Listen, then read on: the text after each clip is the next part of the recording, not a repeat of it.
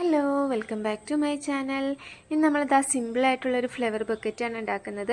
അത് നമുക്ക് നമ്മുടെ പ്രിയപ്പെട്ടവർക്കൊക്കെ ബർത്ത്ഡേ വിഷ് ചെയ്യാനായിട്ട്, അതേപോലെ തന്നെ എന്തെങ്കിലും സ്പെഷ്യൽ ഒക്കേഷൻസൊക്കെ ഉണ്ടാവുകയാണെങ്കിൽ അവരെ കൺഗ്രാജുലേറ്റ് ചെയ്യാനായിട്ടൊക്കെ നമുക്ക് കൊടുക്കാവുന്നതാണ്. അതിനായിട്ട് ഇതുപോലെ സ്ക്വയർ ഷേപ്പിലൊരു പേപ്പർ എടുക്കുക. എന്നിട്ട് അത് ഈക്വൽ ഹാഫായിട്ടൊന്ന് മടക്കി കൊടുക്കാം.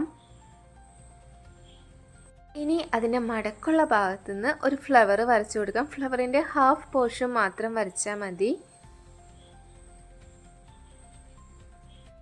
ഇനി നമ്മൾ ചെയ്യേണ്ടത് സിസർ ഉപയോഗിച്ചിട്ട് അതേ ഷേപ്പിൽ തന്നെ അത് കട്ട് ചെയ്തെടുക്കാം.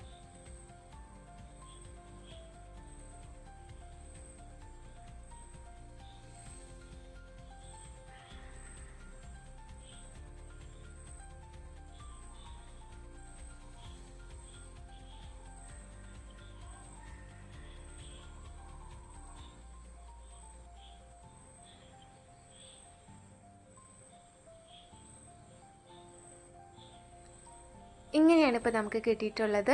ഇതേപോലത്തെ 5 എക്സ്ട്രാ പീസസ് കൂടിയിട്ട് നമ്മൾ ഉണ്ടാക്കിയെടുക്കാം. കുറച്ചും കൂടി പെറ്റൽസ് വേണമെന്നുള്ളവർക്ക് അതിൻ്റെ എണ്ണം കൂട്ടി കൊടുക്കാം. ഇനി നമ്മൾ ചെയ്യേണ്ടത്, നമ്മൾ ചെയ്തെടുത്ത ഫ്ലവേഴ്സ് ഒന്നിന് മുകളിൽ ഒന്നായിട്ട് ഗം ഉപയോഗിച്ച് അതേപോലെ തന്നെ ഒട്ടിച്ചു കൊടുക്കാം.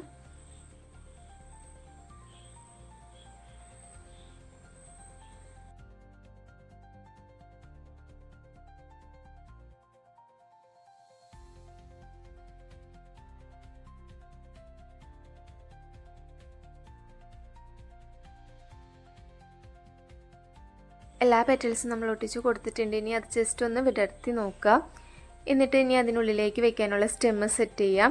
അതിനായിട്ട് അതേപോലെ സ്ക്വയർ ഷേപ്പിലുള്ളൊരു പേപ്പർ എടുക്കുക. എന്നിട്ട് പെൻസിലോ പെന്നോ അല്ലെങ്കിൽ എന്തെങ്കിലും സ്റ്റിക്കോ ഉപയോഗിച്ചിട്ട് ഒരു കോർണറിൽ നിന്ന് ഇതേപോലെ ഇങ്ങനെ ചുരുട്ടി എടുക്കുക.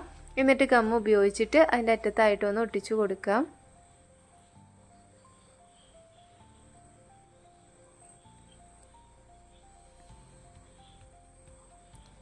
ഇനി ഫ്ലവറിൻ്റെ സെൻറ്റർ പോർഷനിലേക്ക് ഗം ഉപയോഗിച്ചിട്ട് ഈ സ്റ്റെം ഒട്ടിച്ചു കൊടുക്കാം.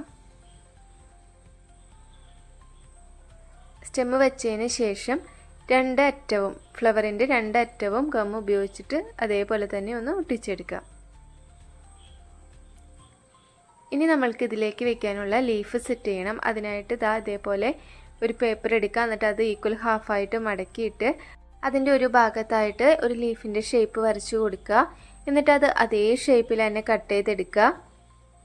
ഇപ്പോൾ നമുക്ക് ഇതേപോലെ കിട്ടിയിട്ടുണ്ടായിരിക്കും. ഇനി ഗം ഉപയോഗിച്ചിട്ട് അത് സ്റ്റെമ്മിലേക്ക് ഒട്ടിച്ചു കൊടുക്കാം.